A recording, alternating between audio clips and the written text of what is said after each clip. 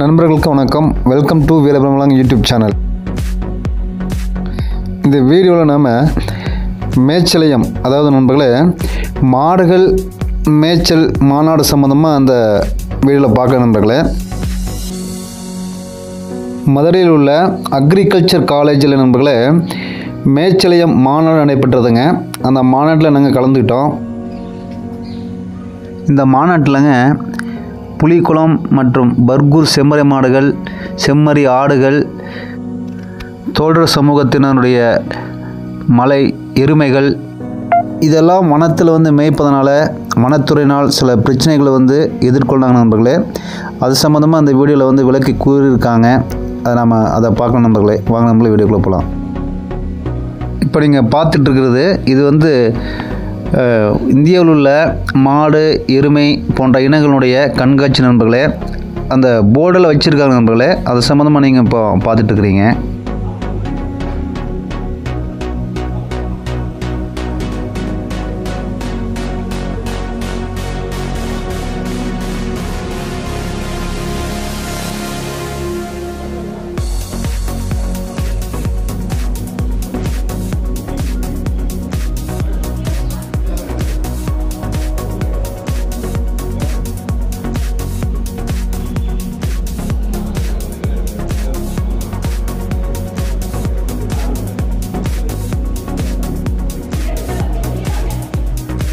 இது பார்த்திங்கன்னா மாட்டு சாணத்தில் செய்த கலைப்பொருட்கள் நண்பர்களே.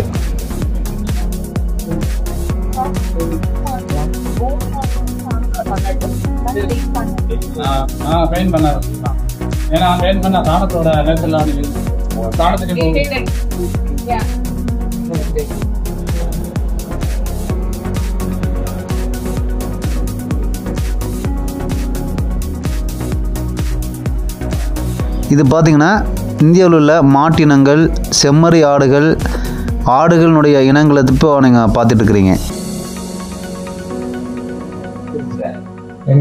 எங்கள் பகுதியில் ஒரு 5-6 கிராமம் எங்கள் குடும்ப சமுதாயம். அந்த சமுதாய மக்களுக்கு எங்கள் குளத்துறையிலே ஆண்டாண்டு காலமாக புறம்பை ஆடு என்கின்ற செம்மறி ஆடு தான் நினைக்கிறோம். நாங்கள் எங்களுக்கு முதல்ல வனத்திலெல்லாம் விட்டுருந்தாங்க. வனத்தில் மேய்க்கிறதெல்லாம் விட்டுருந்தோம் 5 வருஷத்துக்கு முன்னாடி. பவானி சார் டேம், அதாவது ஈரோடு மாவட்டம் கடம்பூர், சத்தியமங்கலம், பவானி சார் எல்லாம் நாங்கள் வனத்தில் மேய்ச்சிட்டு இருந்தோம்.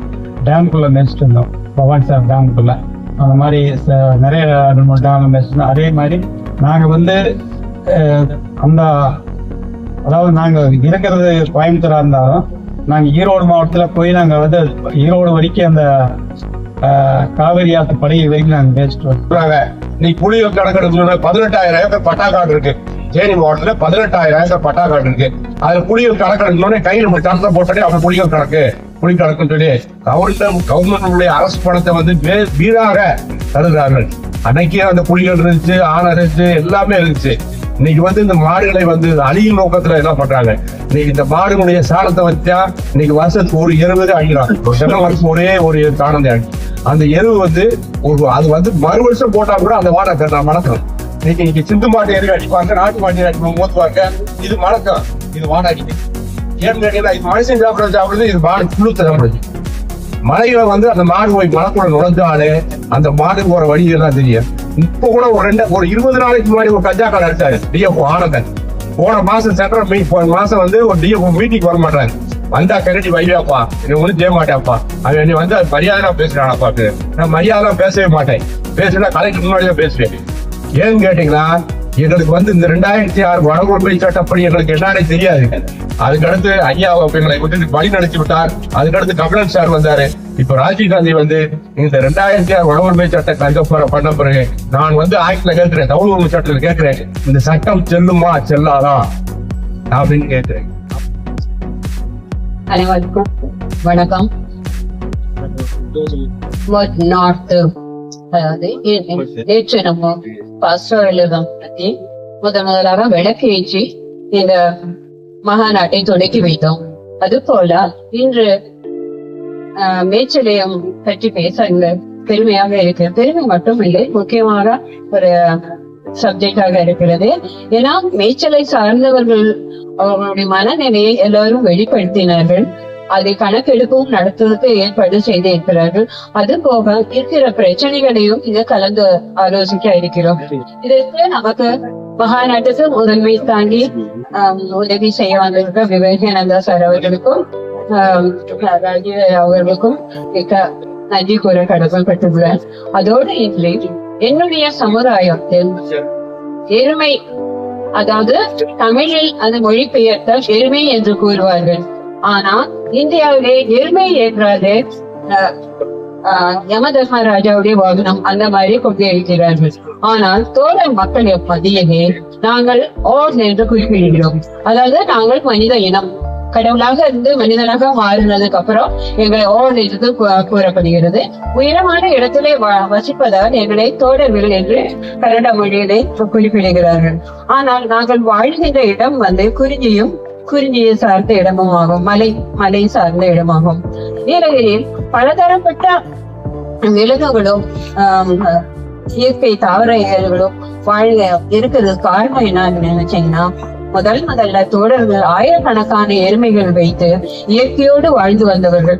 அதனால்தான் நீலகிரியுடைய பயோடைவர்சிட்டி உலகத்திலே மிகவும் பிரசித்தி பெற்ற இடமாக இருக்கும். எருமைகள் ஏன் முக்கியம் கேட்டீங்கன்னா, நீங்க நினைச்சிருக்கலாம் நாங்க எருமை பால் வித்து வாழ்வாதாரத்தை பால் எருமையின் குலமே அழிஞ்சு போயிடும். நோனா குல தெய்வங்கள், அப்புறம் தான் தெய்வத்துக்கு கும்பிடுவாங்க நாங்க இயற்கை தெய்வங்களை. எல்லா மலைகளிலும் வித்தியாசமான மலைகள், ஒவ்வொரு மலையிலும் ஐடென்ட் வர்ஷிப் இல்லாம இருந்தாலும் கூட அந்த மலை அண்ணனா தம்பியா அந்த மாதிரி இருக்கும். நான் சின்ன வயசுல எருமை மேய்ச்சிட்டு இருக்கும் போது மேய்ச்சல் நேரத்தை பத்தி கொஞ்சம் குறிப்பிட விரும்புறேன். அந்த மேய்ச்சல் நேரத்தை எங்களுடைய துக்கம் சுகம் எல்லாமே இருக்கும். எனக்கு ஒரு நல்ல சந்தர்ப்பம், பிரைவேட் ஸ்கூல்ல வசதினால எருமைகளை வளர்த்துருக்கேன். காலங்களிலே எங்க ஊர்ல முஸ்லிம் மாடுகள் எங்களுடைய பாட்டன் பஸ்காரன் என்பவர் தான் இந்த பஸ்காரனை உருவாக்கி அந்த காட்டு மாட்டுகளை எருமை மாட்டுகளோட சேர்த்து கண்டைகளை கட்டி அதை நாடுகளாக இயற்கை இனங்களாக சேர்த்து இதுவரையிலும் செயற்கடைகளை உருவாக்கி இந்த நாட்டில் புலிக்குலை இன மாடு ஒரு பெரியான ஒரு நாட்டு இனம் என்பதை உலகிற்கு தெரியப்படுத்துவதற்காக எனக்கு முழுமையாக விவேகானந்தா சார் அவரை மேலோடி வாழ இன்னமும் நான் பார்த்தேன். அவர் தான் எனக்கு முழு ஒத்துழைப்பு கொடுத்து அவர் நுழைத்த 20 ஆண்டு காலமாக அவரோட பயணித்து பல இடங்களில் இதே மாதிரி மீட்டிங் போட்டு பேசி நாங்கள் நிறைய அதிகாரிகள் இந்த நாட்டுக்கு ஒரு அங்கீகாரம் என்று கிடைக்கிறதுக்கு உறுதுணையாக இருந்ததே விவேகானந்தா சார் தான். அதை எனக்கு சொல்லி இந்திய அரசாங்கம் அறிவித்து 2 ரூபா ஒதுக்கி புலிக்குலை சொல்லி ஆராய்ச்சி மையம் மாணவர்களுடைய இதுல அமைச்சிருக்காங்க. மேற்களுடைய இதெல்லாம் இவங்க வர அதை மாட்டுகளை கொடுத்துட்டு அவங்க போய் ஒரு கூலி வேலை பார்த்து கொடுத்துருக்காங்க. விடாம நம்ம பாரம்பரியத்தை விடக்கூடாதுன்னு சொல்லி நான் தான் அந்த மாடு சொல்லுங்க நானும் விட ஒரு ஆயிரத்தி இல்லை அதனால மாடு எல்லாம் கொடுத்துட்டு ஒரு 60 மாடு இருக்கும். அதை நம்ம நண்பர்களே, இந்த வீடியோ பிடிச்சிருந்தா ஷேர் பண்ணுங்கள், லைக் பண்ணுங்கள், கமெண்ட் பண்ணுங்கள், சப்ஸ்கிரைப் பண்ணுங்கள் நண்பர்களே.